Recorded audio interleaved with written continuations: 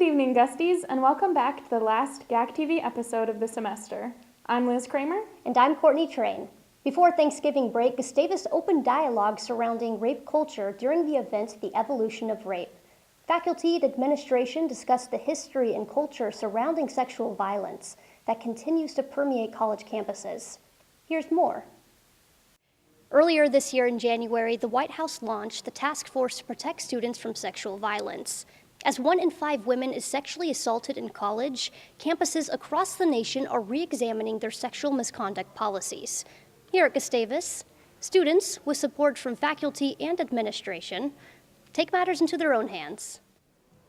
Members of the student-led organization, Building Bridges, brought faculty and administration together to discuss the sexual violence that takes place on and off of college campuses, encompassing what Building Bridges co-chair Leah Soul calls rape culture. And we see it in our culture everywhere. We see it in advertisements encouraging, sexual violence. We see it in music videos. We see it all over the place. And so, because it is so pervasive, we felt like that this was a good time now to be talking about this on our campus. And Soul is not alone in feeling it's time to talk about sexual violence.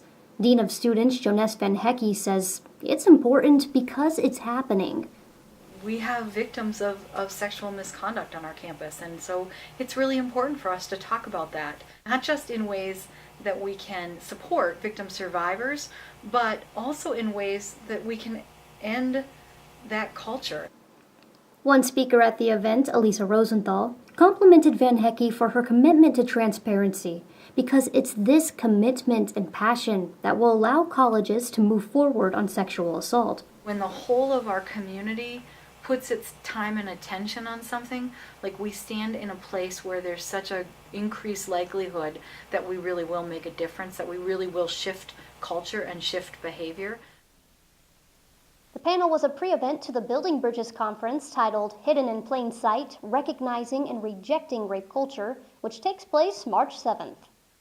Last year, the administration made the controversial decision to change the ski team from a varsity sport to a club sport. Our reporter Alaina sits down with team members to look at the new challenges they face and how they plan to address them. At the end of any given weekday this winter, a small group of students gather here in a converted hurdle shed to get suited up for their daily 2-hour ski. This group is the men's and women's Gustavus Nordic skiers. Unlike many Gustavus sports, the Nordic skiers thrive in cold temperatures. The racing limit is -4 degrees. But nobody really follows those anymore. I swear the race officials put the thermometer under their armpit before they check it or something. So we'll go out when it's just nippy. As most returning students know, this hardy group of skiers suffered an unceremonious loss last year. Tom Brown emailed us at 3:30 that we were going to have a meeting at 5:30 and that we needed to be there. A very urgent tone, and he also texted at us through the athletics department text machine or something that we needed to be there, so we figured something was wrong. It was during finals, and I had gotten done with my classes, and I received a text, and because it was such short notice, a lot of people actually couldn't show up, which was a bummer. It was him and a bunch of other administrators telling us that we were being transitioned from a varsity sport to a club sport.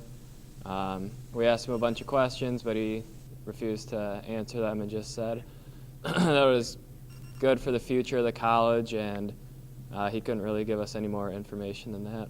It was only until later meetings that athletes' questions were finally answered. We were told that the MIAC was really important for Gustavus, and that because we didn't really help the MIAC very well in scoring and things like that, that was one of the reasons we were being cut, and that's why it was easier to cut us than any other sport. We obviously argued the opposite, that it was unique and it was our Swedish heritage and stuff. We compete with Division I, Division II, Division III schools. We compete with everyone. Skiing doesn't have divisions like that, so that should be a really cool asset for the college, but instead they were saying, no, you don't contribute towards the MIAC, so we're just going to get rid of that. Still, efforts to restore the team continued. An online petition received nearly 3,000 signatures from students, and Olympian Keegan Bradley even endorsed the discussion. However, admin would not relent, at times making students feel chastised. We had a meeting with Oli, and it didn't go very well.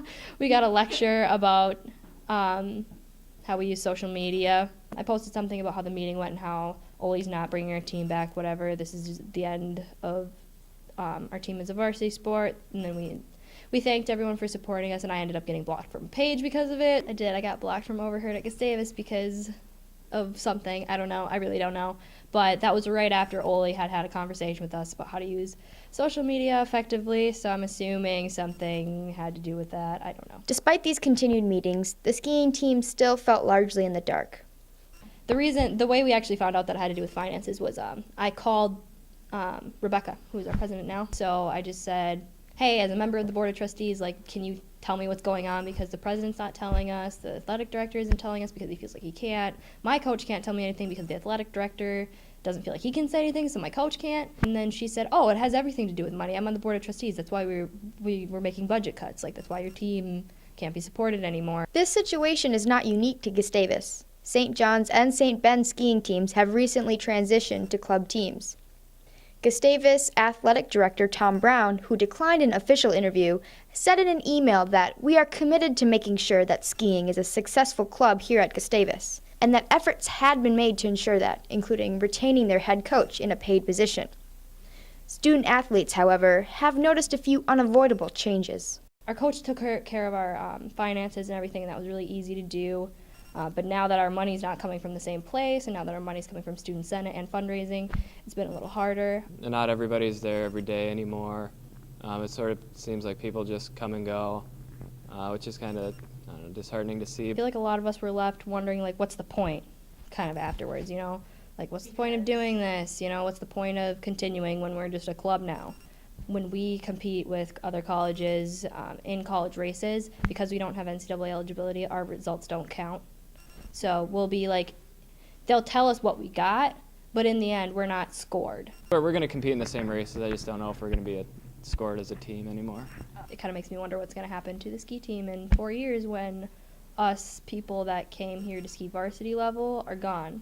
Despite these setbacks, the skiers are grateful of the ongoing support of the Gustavus community. It's also been really cool to see how other people are supporting us as a club, with the Chipotle fundraiser we had. Just seeing the line of people that actually attended was really cool. A lot of us have decided, especially the people that are upperclassmen, we're going to keep doing this because we came here to ski. We want to do this to ski. We want to see how well we can do. We want to improve. Clearly, they have not yet lost their dedication to the sport they love. For GAC TV, I'm Alaina Rooker. Thanks, Alaina. And thanks for watching, Gusties. Have a great last 2 weeks of class, happy holidays, and as always, keep it classy, Gustavus.